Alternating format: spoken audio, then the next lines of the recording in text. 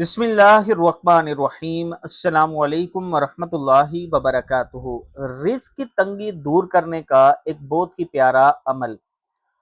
अगर आप समझते हैं कि आपको रिस्क की तंगी है, आपके रिस्क में इजाफा नहीं हो रहा, हलाल रिस्क बढ़ नहीं रहा, तो ये अमल करें जैसे मैं आपको बताने जा रहा हूँ।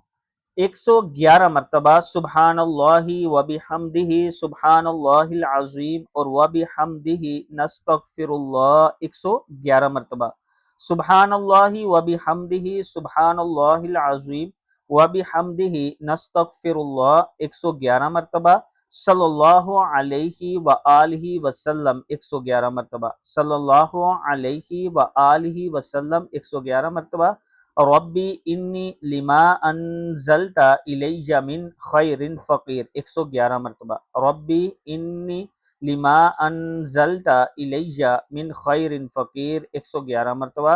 बावुज़ू हालत में इन तीनों दुआओं को किबला रुख मसल्ले पर बैठकर आप पढ़ें, दुआया अंदाज में, यानी अल्लाह से गिड़गिड़ा कर मांगे पढ़ते हुए।